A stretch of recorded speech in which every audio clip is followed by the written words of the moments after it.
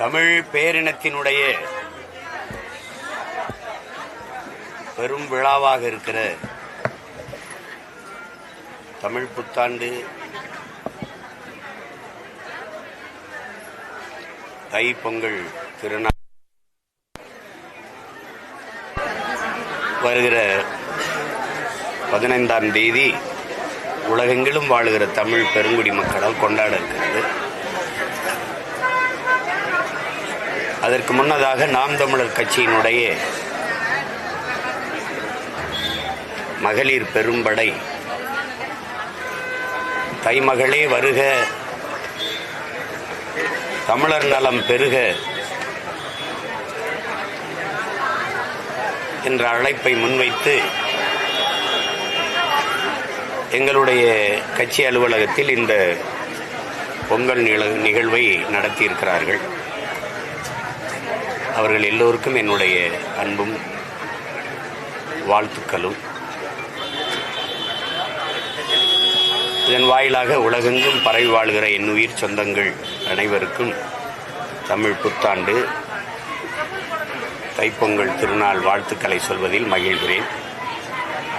வேற ஏதாவது கேள்வி இப்ப கேளுங்க. இப்ப கேளுங்க.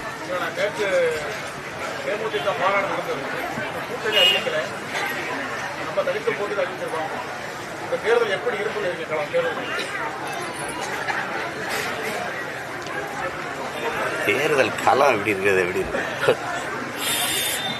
வாக்குக்கு காசு கொடுக்கிறவங்க ஒரு பக்கம் இருப்பாங்க, மக்களின் வாக்கை பற்றி கவலைப்படுபவர்கள் ஒரு கூட்டமா நிற்பாங்க. மக்களின் வாழ்க்கை பற்றி கவலைப்படுகிற நாங்கள் தனித்து நிற்போம். ஓட்டையே குறிவச்சு சிந்திப்பவர்கள் நகருகிறவர்கள் ஒரு கூட்டமாக நிற்பார்கள். நாட்டை சிந்திச்சு நாட்டு மக்களின் நலனை பற்றியே சிந்திக்கிற கூட்டம் நாங்கள் ஒரு பக்கத்தில் நிற்போம்.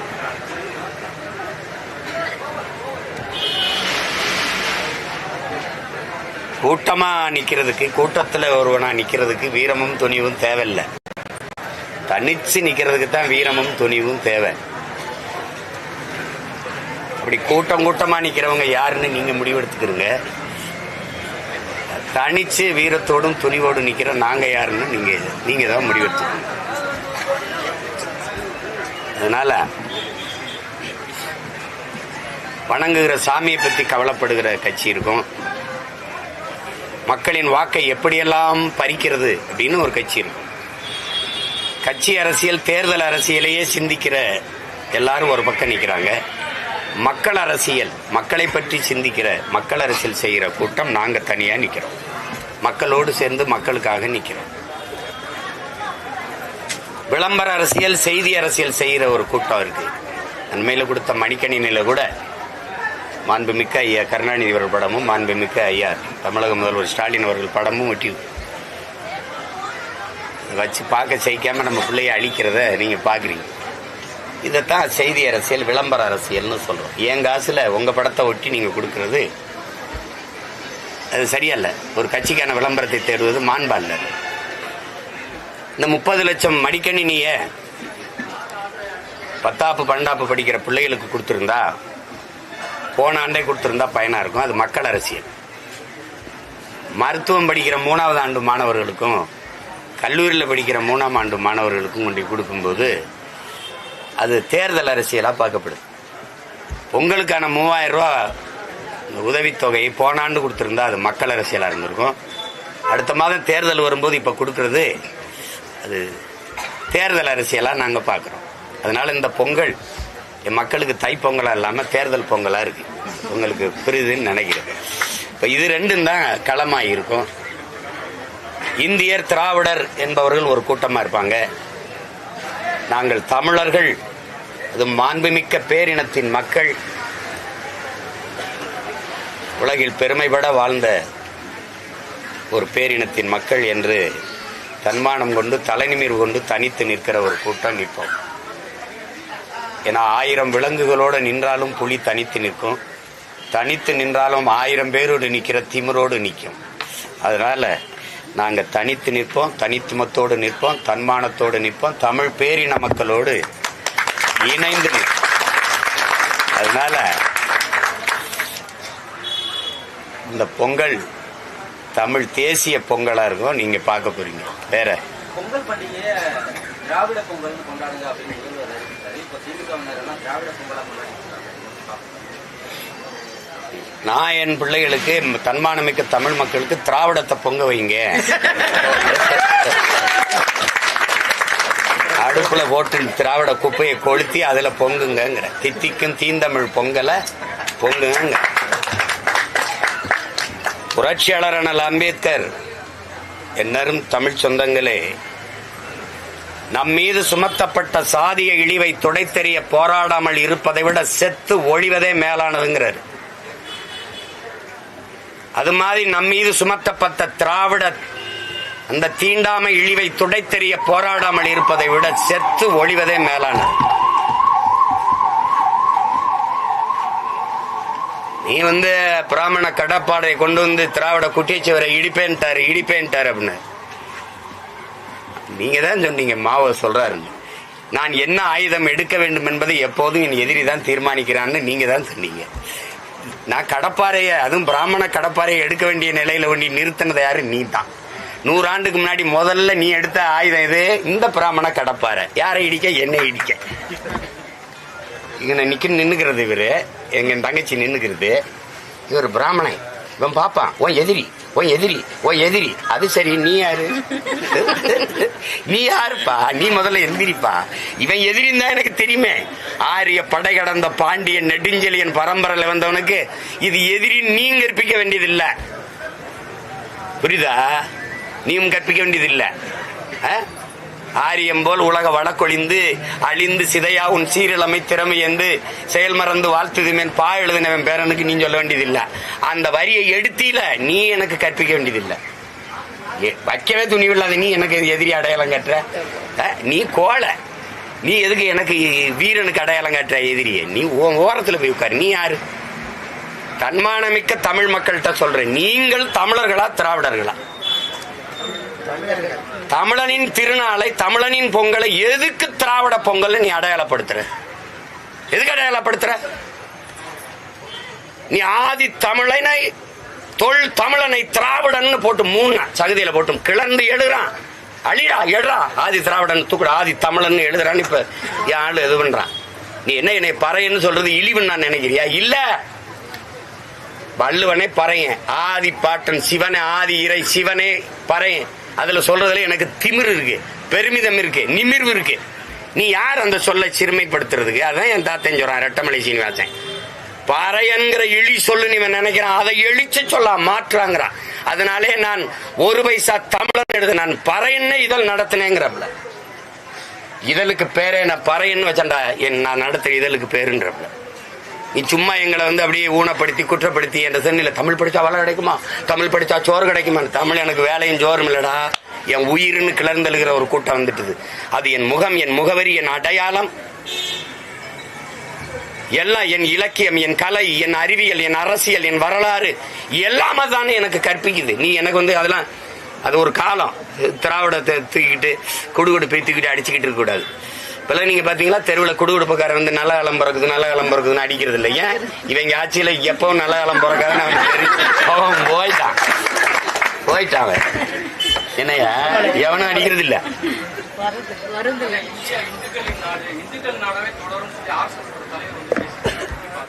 இந்தியா மனிதர்கள் வாழுகிற நாடு. திரும்ப திரும்ப அந்த பெருமக்களுக்கு நான் ஒன்றை சொல்ல விரும்புகிறேன். பேராசான் உலகத்தில் அவனை போல கல்வியாளன் இல்ல, ஆகச் சிறந்த கல்வியாளன் உலகம் போற்றுகிற அறிவாசான் அண்ணல் அம்பேத்கர் மொழியை திருப்பி பதிவு பண்றேன். இப்பவும் பதிவு பண்றேன். தாங்கள் வாழ்கிற நாட்டை விட சார்ந்திருக்கிற மதமே பெரிதென்று எண்ணிக்கொண்டு இவர்கள் செயல்பட தொடங்குவார்களே ஆனால் இந்த நாடு சுக்கு சுக்காக சிதறுவதை யாராலும் தடுக்க முடியாதுங்கிறது. அந்த பெருமக்கள்கிட்ட கேட்கிறேன், மொழி வழியே தேசிய இனங்கள் நிலங்கள்னு பிரிச்சியா, மத வழியே பிரிச்சியா? எப்படி பிரிச்ச? அப்புறம் எப்படி இது இந்து நாடாகும்? அது கன்னடன் நாடு, அது தெலுங்கன் நாடு, அது மலையாளி நாடு, அது குஜராத்தி நாடு, அது இப்போ பீகாரி நாடு, இது தமிழன் நாடு. இதுல இங்க நீ பேசிட்டு இருக்க இந்து நாடுன்னு. நீ இந்துக்கள் மட்டும் வாழுகிற நாடாக, ஒரு மதம் சார்ந்தவன் வாழுகிற நாடா மாத்தணும் துடிக்கிற. நாங்க மனிதர்கள் வாழுகிற நாடாக இது இருக்கணும்னு துடிக்கிறோம். நீ மனிதனத்தை கொன்றுட்டு மதத்தை காப்பாற்ற துடிக்கிற. நாங்க மதத்தை விட மனிதம் புனிதம். அந்த மனிதத்தை காக்க போராடுறோம். 2 பேருக்கு 2000 கிலோமீட்டர் தூரம் இருக்கு. இந்த சேட்டையெல்லாம் இல்ல, எடுபடாது. நீ பேசிருக்கலாம். எங்க இருக்கு அரசியலமைப்பு அங்கீகாரம் தேவையில்லை. எனக்கு அரசியல் அப்படின்னா அங்கீகாரமே தேவையில்லைன்னு எப்படி?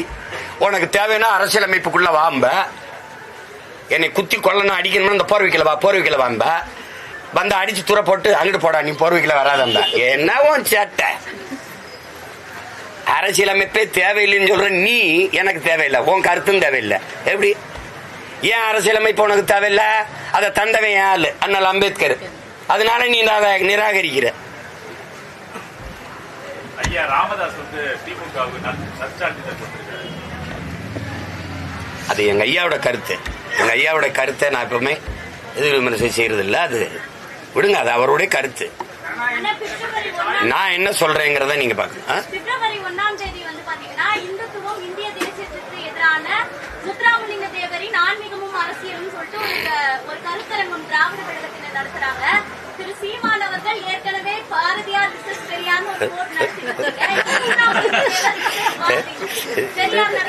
ஏன்னா தங்கச்சி யாரை எடுக்கிறாங்களோ அவன் பேரை அடிச்ச அடியில முது கண்டி போயிருக்கு, அவருக்கு பின்னாடி போய் ஒளிகிறாங்க. உங்களுக்கு புரியுதா? இவங்க எல்லாம் என்ன பேச்சு சாதி தலைவன், சாதி வெறியன். இப்ப அவர் முதுகு பையன் சொல்லிற. என்ன ஒருத்தன் நின்று அடிக்கிறான் பாரு, திணறிட்ட. நீ சாதி ஒழிக்க நின்னியா, அவன் சாதி ஒழிக்க நின்னானா? என் தாத்தன் சாதிய எண்ணம் கொண்டவன் அரசியலுக்கு வந்தால் நாடு நாசமாகிவிடும் பேசினவன். நீ இப்படி பேசிருக்கிய. சாதிய சிந்தனை கொண்டவன் இறைவனை வழிபடவே அருகதையற்றவன் பேசினவர். அப்படி பேசிருக்க. சொத்தையெல்லாம் ஏழை எளிய மக்களுக்கு எழுதி கொடுத்தவன். அப்படி ஏதாவது செஞ்சிருக்கிய? தமிழ் என்று பேசியவன். ஒரு நாள் வள்ளலார் பெருமகனின் திருவருள் பெற்ற ஒருவன் வருவான். யார் சொல்றாரு? என்னை தான் சொல்றாப்ல. வருவான். அவன் அரியணை ஏறும் போது என் அன்னை தமிழ் அரியணை ஏறும்ங்கிறப்ல. அன்னைக்கு என் தமிழ் இந்தியாவிலடா உலகையே ஆளும்ங்கிறப்ல. தனிச்சு நான் போய் சொல்ல, அவர் பேசுனதை அப்படியே பேசுறேன். உலகையே ஆளும். அதற்கு என் உலகம்மை மீனாட்சி அவனுக்கு அருள் புரிவார். திருஞான குழந்தை ஞான சம்பந்தனுக்கு, அகத்தியனுக்கு திருஞான குழந்தை முருகப்பெருமான் அகத்தியனுக்கு போதித்த தமிழ் அவனுக்கு துணை நிற்கும்ங்கிறவ்ல. இப்ப எங்க வந்து நின்ட்டாங்க மிதி இல்ல. ஒருத்தன் பேச மாட்டான் மேடையில தெய்வ திருமகன் முத்துராமலிங்க தேவர்னு பேச மாட்டான். தேவர் அவர்கள் அப்படி பேசுறாரு. எப்படி பேசுறாப்புல? ஏண்டா இவ்வளவு நாள் தெரியலையாடா அவர் பேசுனது இந்துத்துவத்துக்கு எதிர்ன்னு? அவரை என்ன கேவலப்படுத்தி நிறுத்தின. ஏன் இந்த திராவிட இன்னைக்கு பேசுறவங்கள அவர் நினைவிடத்துல போய் பூ போட போகலடா? நீங்கெல்லாம் ஏன் போகல? இன்னைக்கு கூட்டமா போய் பின்னாடி நின்று ஐயா சாமி காப்பாத்துங்கிற. ஏன் கொலையாத்து போடுவேன் நீ? ஒரு பயம் நீ என்ற பேச்சு தப்பிக்க முடியாது. இப்ப பாரதியை வச்சு போட்டதுக்கே இப்படி பயம்னா இப்ப மறுபடியும் போடுவேன் பாரு. இப்ப போடுவேன். தேர்தல் இப்ப நேரம் வேலை அதிகமாயிருச்சு, நேரம் இல்ல. அதனால பூரா என்ன போய் பேசுற நீ? எங்க போய் பேசுற? இன்னைக்கு தான் தெரியுதா அவரை? யாரை எடுத்தா அவன் அமைதியாவான்னு பாக்குற நீ? அவரை வச்சு அடிப்பேன். என்ன பாரதி செருப்புக்கிட்ட அடி வாங்கி உனக்கு பத்தல, என் தாத்தன் செருப்பு எடுத்து ஒரு போடுவேன். அப்பதான் உனக்கு அறிவு வரும். அங்க போய் என்ன பேச போற? எதுக்கு போற நீ? எதுக்கு போற? கேவலம். 2026 தேர்தலில் நாம் தமிழர் கட்சியுடைய சபையின் தலைவர் வந்து புலி மாதிரி பாயணும் அப்படின்னு நீங்க பேசுறீங்க. இப்போ முதல்வர் ஸ்டாலின் என்ன சொல்றாருன்னா, திமுகவினர் வந்து ஒரே ஒரு டீ குடிச்சிட்டு திமுக காரன் வந்து ஏன் டீ குடிக்கணும்? அவங்க தான் வீரர் இருக்கு. வெறித்தனமா இருக்கான். அப்படியே வெறித்தனமா ஒவ்வொரு தொண்டனும் வெறித்தனமா இருக்கான்னு பேசிக்கும் போது பின்னாடி திரைக்கு பின்னாடி வந்து அவன் போட்டுக்கிட்டு இருக்கான் வீரன். உனக்கு அனுபவா வெறித்தனமா அப்படியே வாழையும் கரும்பே பிச்சுக்கிட்டு ஓடுவான். வெறித்தனம். அதான் எங்க சொன்ன வெறித்தனம் அது. ஐயோ எப்படி சும்மாதான் பேசுது. நிக்க எப்படி முடியும்? எப்படி நிக்க முடியும்? ஏதாவது தெளிவு ஊட்டத்தை சேர்த்துக்கிட்டு நீ வரியா உனக்கு அரை விழுக்காடு புள்ளி வாக்கு இருக்கான்னு தெரியாது. ஒண்ணு கூட சீட்டு. சரி வச்சுக்க. எதுக்கு நோட்டு? இதான் பெரிய இதுன்னு பெரிய. இந்த பொங்கலப்ப இந்த 3000 ரூபாய் இதுக்கு 6800 கோடி இதுல இழக்கிறோம். ஏற்கனவே 10 லட்சம் கோடி கடன். இந்த 4.5 வருஷத்துல 4.5 லட்சம் கோடி வாங்கியிருக்கேன். இந்த 4.5 லட்சம் கோடியில இந்த நாட்டை உலகத்தின் தலை சிறந்த நாடா என்னால மாத்த முடியும். இப்ப வரைக்கும் மழை பெஞ்சா கழிவு நீர் மழை நீர் வழிந்தோட இல்ல, குடிநீரோட கழிவு நீர் கலந்து வருது. ஏன்னா கலப்புறாங்க. அது ஏற்றதாழ்வற்ற சமத்துவத்தை தண்ணியில உருவாக்குறாங்க. இவங்கள போய் பேசிக்கிறீங்க. 60 வருஷம் 65 வருஷம் ஆண்டுட்டாங்க. இன்னும் தலைநகர்லயே பயணிக்க பாதை இல்ல. மழை நீரும் கழிவு நீரும் அழகா வெளியில போறதுக்கு, தேங்காம போறதுக்கு ஒண்ணு இல்ல. தம்பி, வெள்ளத்தை தேங்க வச்சு வெள்ள நிவாரணம் கொடுக்கறது தேர்தல் அரசியல். வெள்ளமே தேங்காத சாலையை போட்டு பராமரிச்சு கொண்டு போறது மக்கள் அரசியல். நான் இந்த அரசியல் இருக்கேன், அவங்க அந்த அரசியல் இருக்காங்க. நீங்க எந்த அரசியல நிக்க போறீங்க? அதான் இப்ப கேள்வி. புரியுதா? என் தம்பிக்கு தான் சொல்றேன். இந்த பதில் புரியுதா? புரியுது. வேற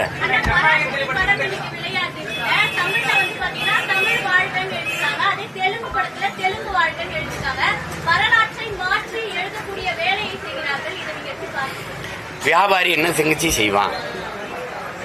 வரலாறா பதிவு பண்ண முடியாது. வியாபாரத்தில் நீங்க செய்ய முடியாது.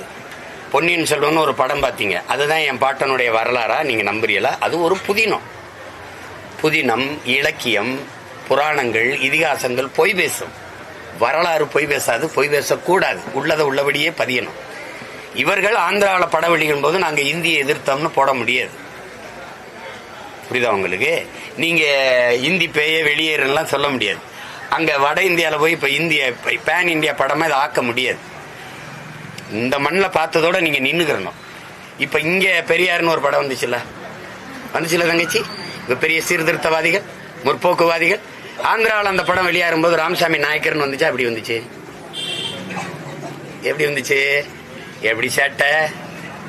எப்படி? ஆமா. அப்ப அதெல்லாம் அது பேசிட்டு கூடாது, அதை விட்டுறணும். இப்ப வட இந்தியாவில் போய் இந்திய எதிர்ப்பு போராடுறதுக்கான அவன் தாய்மொழி எதிர்த்து போராடின படத்தை கொண்டு அவன் வெளியிடுவானா தங்கச்சி? அதை விட்டுருங்க. அது ஒரு திரைக்கலைங்கிறது இன்னைக்கு வர்த்தகம் ஆயிடுச்சு. இந்த மைக் மாதிரி ஒரு சிறந்த மைக் இல்ல, இதை வாங்கி கேளுங்க. நீங்க அங்க இருந்தாலே இங்க கேட்கணும். இப்படி பேசித்தான் விற்கணும். என்னப்பா பெரும் முதலீடு, அதுல இழப்பு வராம இருக்கணும்னு நினைப்பாங்க. அதை போய் கருத்தை எடுத்துக்கிட்டு பேசிக்கொண்டு படம் தான் ஒரு பொழுதுபோக்கு வாழ்க்கையில இருக்குது. பொழுதுபோக்கே வாழ்க்கை இல்லை. அதை முதல்ல எல்லாரும் பிள்ளைகள் சொந்தங்கள் புரிஞ்சுக்கணும். வாழ்க்கையில கொஞ்சம் பொழுதுபோக்குன்னு இருக்கு. கொஞ்ச நேரம் ஒரு கலை இலக்கியத்தை பார்ப்பது போறது இருக்குது. வாழ்க்கையே பொழுதுபோக்கு இல்லை. அவ்வளவு முதன்மைத்துவம் கொடுக்க வேண்டியதில்லை. வேற இந்திய எதிர்ப்பு பேசுற தனித்து சார்ந்து கிடைச்சிருக்கு. ஆனா ஜனநாயகம்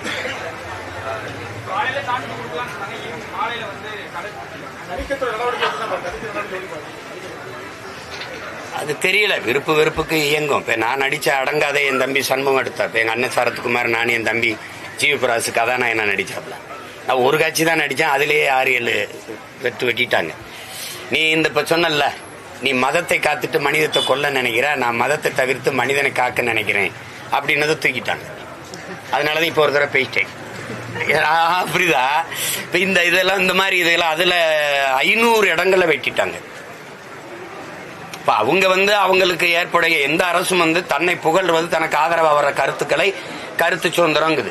அதுக்கு எதிர்கருத்துக்களை அது குறவலையை நெரிக்குது. அதை பேசிட்டு இருக்க வேண்டியதில்லை. அது அப்படிதான் செய்யுது.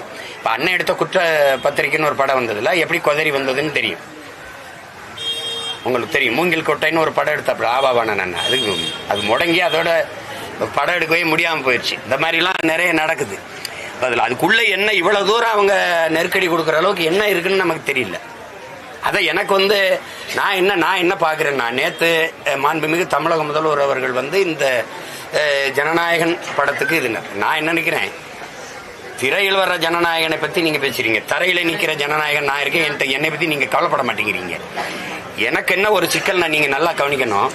இந்த படத்துக்கு இந்த பொழுதுபோக்கு இவ்வளவு முன்னுரிமை கொடுக்குறீங்க. பகுதி நேர ஆசிரியன் வீர ரீதியில போராடுறான், அதை பத்தி எவனும் பேச மாட்டேங்கிறீங்களே. தேர்வு வருது, தேர்வு நேரத்தில் பாடம் நடத்தி பிள்ளைகளை படிப்பிக்க வேண்டிய அறிவிப்பு கூட்டுகிற ஆசான்கள் வீதியில் நின்று போராடிட்டு இருக்க. அவனை அடிச்சு தலைமுடியை பிடிச்சு வண்டியில ஏத்தி கையை காலை உடைக்கிறான். அதை யாரும் பேச மாட்டேங்கிறீங்க. சம வேலை பார்க்கிறோம், சம ஊதியம் கொடுங்க ஆசிரியர் பெருமக்கள் வீதியில நிக்கிறான். பணி நிரந்தரம் கட்டி நிக்கிறான். தேவதை போல சேவை செஞ்ச மக்கள் கொரோனா நேரத்தில் அவர்கள் இன்னைக்கு தேவையில்லைன்னு சொல்லி செவிலியரை வீதியில போட்டிருக்க, அதை பேச மாட்டேங்கிற. இந்த அரசு மருத்துவர்கள் மறுபடி வீதிக்கு வந்துட்டான் எனக்கு ஊதிய உயர்வு கொடுன்னு, அதை பேச மாட்டேங்கிறீங்க. இதையெல்லாம் கவனிக்காத முதல்வர் இந்த ஜனநாயகம் படத்துக்கு சான்றிதழ் கொடுக்காம இந்த மறுக்குதுன்னு போடுறாப்புல. அப்ப இது முதன்மையான பிரச்சனையா இருக்கு. நீங்க எப்படி ஆட்சி நடத்துறீங்க? நான் ஈரோடு கிழக்கில் உங்களை எதிர்த்து போட்டிட்டேன். 5 நிமிஷம் அந்த குறித்த நேரத்துக்கு மேல பேசிட்டேன். அதுக்கு 7 வழக்கு என்னை என் பிள்ளைகள் மேல நிறுத்தி 2 நாளை செலவழிச்சு ஈரோட்டில் போய் நிற்கும். 7 வழக்கு போட்டிருக்கீங்க நீங்க. 5 நிமிஷம் நான் கூட பேசிட்டேன்னு. ஒரு கூட்ட நெரிசல 41 பேர் மரணிச்சிருக்காங்க. அதுல யார் வேலையுமே நீங்க முதல் தகவல் அறிக்கையில எஃப்ஐஆர் போடலை. எப்படி வழக்காவே ஆக்கல?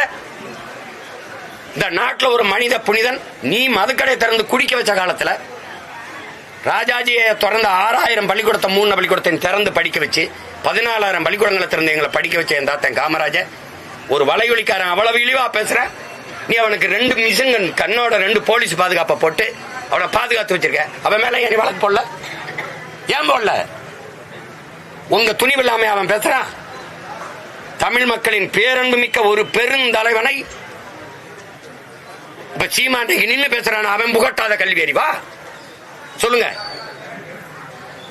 அவன் கட்டின பள்ளிக்கூடத்துல படிச்சுதானே நாங்கள் வந்திருக்கோம். தனக்கு கிடைக்காத கல்வி மற்றவர்களுக்கு நாட்டு பிள்ளைகளுக்கு கிடைக்கணும் படிக்க வச்சவனை எப்படி நீ இழிவா பேச அனுமதிக்கிற? உன் ஈவாராவை பேசினா தாங்க முடியல. ஒரே நாள்ல 150 வழக்க போட்ட நீ. ஒரே நாள்ல 150 வழக்கு என் மேல போட்டாங்களா இல்லையா? சொல்லுங்க, போட்டாங்களா இல்லையா? அப்ப என் தாத்தனை பேசும்போது எங்கடா நீ என்ன வேடிக்கை பார்த்துக்கிறீங்க நீங்க? என் தாத்தன் முத்துராமலிங்க தவிர உமனேஸ்வரன் பேசுறான், நீ வேடிக்கை பார்த்துருக்க. அப்ப நாங்க வெறி உண்டு போயிட்டா நீ எது என்ன அவன் யாருன்னு நீ அவனுக்கு போலீஸ் பாதுகாப்பு கொடுத்துக்க. 2 துப்பாக்கியோட 2 காவல். யாருக்கு ஆசல் கொடுக்குற? யார் அவன்? விடுதலை போராட்ட வீரனா? சொல்லுங்க. யாரு இந்த நாட்டுக்கு என்ன சொல்லியிருக்கா சொல்லுங்க? இல்ல விஞ்ஞானியா? இல்ல சட்டமன்ற உறுப்பினரா? பாராளுமன்ற உறுப்பினரா? யாருங்க? எதுக்கு அவருக்கு மக்கள் காசுல அவருக்கு நீங்க அரசு 2 காவலர் ஆயுத இந்திய காவலர் காவலுக்கு வச்சிருக்கு? எனக்கு விளையாட்டு பண்ணிட்டு இருக்கீங்க நீங்க. உங்க துணிவு இல்லாம அரசு அதிகாரம் என்னை பாதுகாக்குங்கிறது இல்லாம அவன் பேசுவானா? பேச்சுட்டு நடமாடிட முடியுமா? என்ன விளையாட்டு பண்ணிருக்கீங்க நீங்க? நாங்க மானங்கட்டு போயிட்டோம், திருப்பி வந்தா நாங்க ஓட்டு போட்டுருவோம் உனக்கு. அந்த திமிரில தான் அவன் பேசுறான். ஏன் அவன் மேல எஃப்ஐஆர் போடல? நீ ஈவேராவை பேசுனதுக்கு ஒரே நாள்ல ஓடி ஓடி போய் வழக்கு கொடுத்த இடத்துல எல்லாம் என் மேல எஃப்ஐஆர் போட்டு என்னை கோர்ட்ல ஏத்தன நீங்க.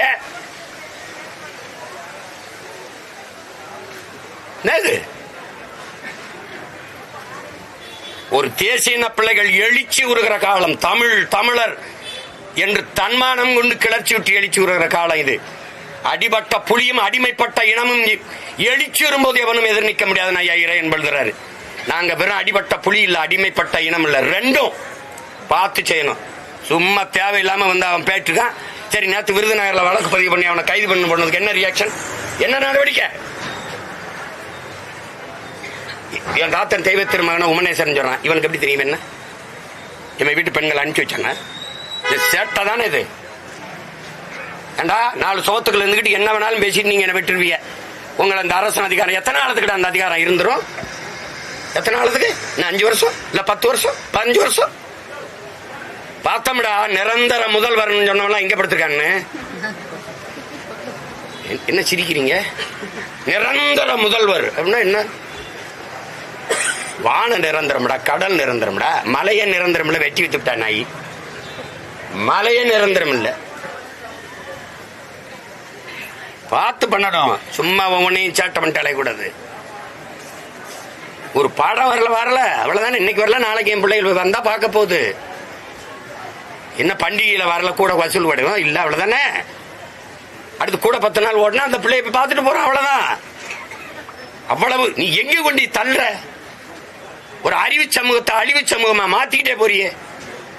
நீ பள்ளி கல்லூரியில அரசியல் பேசக்கூடாது தடை போட்ட, நீ சினிமா பேசக்கூடாது ஏன்டா சொல்லல? நீ ஏன் சொல்ல? நீ ஏன் சொல்ல? என் இறை வழிபாட்டை விமர்சிச்ச நீ திரை வழிபாட்டை ஏன் விமர்சிக்கல? கதாநாயகன் வழிபாடு கடவுள் வழிபாடை விட மேன்மையானதுன்னு கட்டமைச்சிட்ட. அதே கல்லூரி விழாக்கள்ல இலக்கியவாதி பேச மாட்டான், இயக்குனர் பேசுவான். நற்றமிழ் சான்றோன் பேச மாட்டான், நடிகன் பேசுவான், நடிகை பேசுவான். அப்ப என்ன ஆகும்? சினிமா தான் இருக்கு உச்சம்னு. அங்க ஆடுறது என்ன? சங்கே முழங்க பாடுறான். சங்க இலக்கியமும் தமிழ் இலக்கியம் பாடல்கள் எழுச்சி பாடல்கள் பாடுது. திரைப்பாட்டை பாடிக்கிட்டு அந்த வேஸ்தை போட்டு ஆடுறான். அப்புறம் அதனால திரையரங்குல தனக்கான தலைவனை தேடுறான்.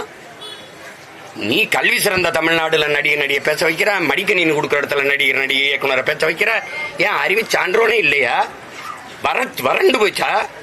துணைவேந்தர் இல்ல, பேராசிரியர்கள் இல்ல, கல்வி சான்றோர்கள் இல்ல, அறிவார்ந்த பெருமக்கள் இல்ல. ஏன் உங்க அமைச்சர் பெருமக்கள் ராசாவோட அறிஞன் வேணுமா உனக்கு பேச வைக்க முடியாது?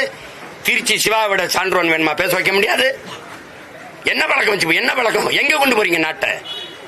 ஒரு முதலமைச்சர் நள்ளிரவுல சுட்டி செய்தி போடுறாப்ல, இந்த ஜனநாயகன் படத்துக்கு சான்றிதழ் கொடுக்காம பிஜேபி அரசு தடுக்குதுன்னு. பிஜேபி எதிர்க்கிறீங்களா? நாங்க நம்பணும்.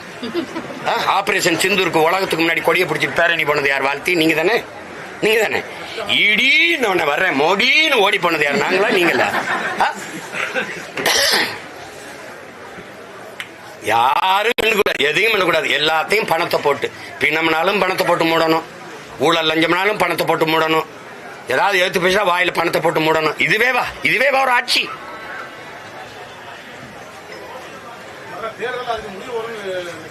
முடிவு வராதுங்க. எப்படி முடிவு வரும்? நாம தாங்க முடிக்கணும். தானா எல்லாம் மாறும் என்பது பழைய பொய்யடா. நான் தான் மாத்தணும். காலம் வரும், காலம் வரும். எப்படி காத்திருக்கும்? காலத்தை நான் உருவாக்கணும். சும்மா மாறும்னா முடியும்னா அவர் சொன்னதான் நாங்க சொல்றோம். முடியட்டும் விடியட்டும்னாரு. திருப்பி அதே போலவே நாங்க பாடுறோம், முடியட்டும் விடியட்டும். அன்னைக்கு திராவிடர்கள் பாடினீங்க, இன்னைக்கு தமிழர்கள் பாடுறோம். எப்படி எப்படி? திமுக கூட்டணி எப்போதும் ஆட்சியின் பங்கு அப்படின்ற ஒரு கோரிக்கையை வைக்க மாட்டோம் இல்ல, ஒரு கோட்பாடு இருக்கு. இப்ப நீங்க கர்நாடகால எல்லாம் கூட்டணி ஆட்சி நடத்திருக்காங்க. இதே இந்த தலைவர்கள் இந்தி ஒன்றியத்தை ஆளுகிற போது பாரதிய ஜனதாவோ காங்கிரஸோ கூட்டணி வைக்கும் போது அந்த ஆட்சியில பங்கு ஏற்று அமைச்சரவையில் இடம்பெற்றிருக்காங்களா இல்லையா? ஆமாவா இல்லையா? அதே இதை கேட்கிறாங்க. அவங்க கேட்கறதுல தவறுன்னு சொல்ல முடியாது. அதான் அண்ணன் எங்க அண்ணன் சொல்றாரு. அதே எங்க அண்ணன் பாரதிய ஜனதா ஆட்சியில பங்கேற்று இருந்திருக்காங்கல்ல, வாஜ்பாய் அமைச்சரவையில். அது எங்க அண்ணனுடைய முடிவு. அதில் போய் நம்ம கருத்து சொல்ல முடியாது. அவரு திமுக ஆள்றதுலயே அது ஆண்டட்டும், ஒன்றும் பிரச்சனை இல்லைன்னு நினைக்கலாம். அதுல கருத்து இல்லை. இந்த தை பன்னெடுங்காலமா துயர துன்பத்தை தூக்கி சுமக்கிற மக்கள், விளைய வச்ச நெல் வீதியில கொள்முதல் செஞ்சு ஒரு சேமிப்பு கிடங்குல சேமிக்காம வீதியில போட்டு முளைக்க வைக்கும் போது வேர்வை சிந்தி விளைய வச்சவன் கண்ணீர் சிந்தி கதர்னானே, அவனுக்கு விடிவுக்கான பொங்கல். மீனவன் எனக்கு இன்னைக்கு வரைக்கும் என் வாழ்வாதாரத்தை பாதுகாக்க ஒரு வழி இல்லையே, கடல்ல கடல்ல இருக்க தண்ணி உப்பு கரிக்கிறது என் மீனவனுடைய கண்ணீர் தானாங்கிறது காரணமா இருக்கிற மாதிரி என் படகை பறிக்கிறான், அரசுடைமையாக்குறான், ஏலம் விடுறான், அடிக்கிறான், சித்திரம் செய்யறான், சிறைப்படுக்கிறான், தடுக்க நாதி இல்லையா அப்படின்னு தவிக்கிற மீனவனுக்கான விடிவுக்கான பொங்கல். இன்னைக்கு படிச்சுட்டு பல லட்சக்கணக்கான தமிழ்நாடு தேர்வாணையத்தில் எழுதிட்டு வேலைக்காக காத்திருக்க 70 லட்சம் பேர் இருக்கான், அவனுக்கான விடிவுக்கான பொங்கல்.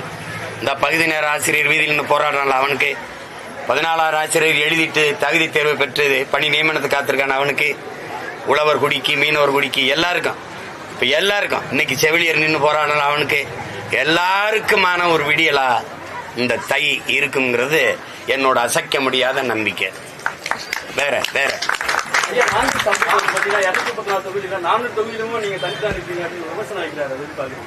அது நீங்க சொல்றீங்கல்ல விமர்சனம் அவ்வளவுதான். அது விமர்சனத்தை விமர்சனமா பாக்குறேன். நான் விமர்சனத்துக்கு அதெல்லாம் பொருள்படுத்துற ஆள் இல்ல. விமர்சனத்தை எப்படி செய்வேன்? எல்லாத்தையும் அது மட்டும் தான் சொல்றாரு. அவரு நாம் தமிழ் கட்சி தாக்கணும், அது மட்டும் அவங்க எப்பவுமே அப்படிதான் பண்ணுவாங்க அப்படின்னு சொல்றாரு. அவர் தாக்குறாரு, ஆனா எங்களுக்கு யாருக்கும் வலிக்கல. அது என் மகன் என்னை கிச்சு காட்டுற மாதிரி தான் இருக்கு. அதனால நான் என் பிள்ளைகளுக்கு சொல்லியிருக்கிறது, எங்க அண்ணனை புகழ்ந்து விடுங்க, கடைசி காலத்துல அவரை மகிழ்ச்சியா வாழ விடுங்கன்னு. புரியுதா உங்களுக்கு? அது என் தம்பிக்கிட்டையாவது அவர் பாதுகாப்பா நல்லா மகிழ்ச்சியா பெருமையா இருக்கணும். அதனால நாங்க அவரை புகழுவோம். ஏன்னா ஒரு பேராற்றல் கொண்டவர், நல்ல இலக்கிய சொற்பொழிவாளர், நல்ல கதாகலட்சேபம் கூட நடத்தக்கூடிய ஆற்றல் கொண்டவர். அவருடைய பேச்செல்லாம் நாங்கள் கேட்டு ரசித்து வளர்ந்த பிள்ளைகள். அதனால நாங்கள் அதை சரியில்லை. இந்த மரம் நிறைய காலங்கள் எனக்கு பழம் கொடுத்துருக்கு, சாப்பிட்ருக்கேன், பசியாரி இருக்கேன், இனிச்சிருக்கு. இப்போ அந்த மரம் காய்க்கிறத நிறுத்திடுச்சுங்கிறதுக்காக கல்லெடுத்து தெரிய முடியாது. அது இருந்துட்டு போகுது, நிழலாவது இருக்கும், பறவைகளாவது கூடு கட்டும், வாழும். அதனால அதை விட்டு வேற மாநாட்டில் விஜயபிரபாகர் காங்கிரஸ்காரங்களாம் நம்பக்கூடாது, நம்பிக்கை சொல்லுங்க. விஜய் வந்து அவங்க வந்து கூட்டணிக்காக வந்து ஆதரிக்கல ஜனநாயகன் படத்துக்கு. அவங்க வந்து திமுகவுடைய கூட்டணி பேரம் பேசுவதற்காகவும் அவங்களுடைய சீட்டுகள் அதிகரிக்கவும் அவங்க வந்து பயன்படுத்திட்டு இருக்காங்க. என் தம்பி ரொம்ப பின்னாடி சொல்றாப்புல விஜய் பிரபாகர். காங்கிரஸ் வந்து நம்பக்கூடாது, துரோகிகள் இல்லை, அவன் எங்கள் இனத்தின் வரலாற்று பகைவன். கண்ணு முன்னாடி ஒரு தேசிய இனத்தின் விடுதலை கனவை நசிக்க நாசமாக்குன வரலாற்று பகைவர்கள். எவனாவது மறுக்க முடியுமா கேளுங்க? என் இனத்தை போர் நடத்தி கொன்னது காங்கிரஸ், அது ஆட்சின்னு நான் சொல்றத. ஏன்னா ரத்த சாட்சியா வாழ்ற மகன் நான், இல்லைங்களா? என் தம்பி பாலச்சந்திரன் வரைக்கும் கொன்னவங்க அவங்க. அதனால கொலை வெறியில இருக்கேன், அதை போய் பேசக்கூடாது. என் நிலத்தினுடைய உரிமையை புறம் பறிச்சவன் முதலா இந்திய திணிச்சு, புரியுதா?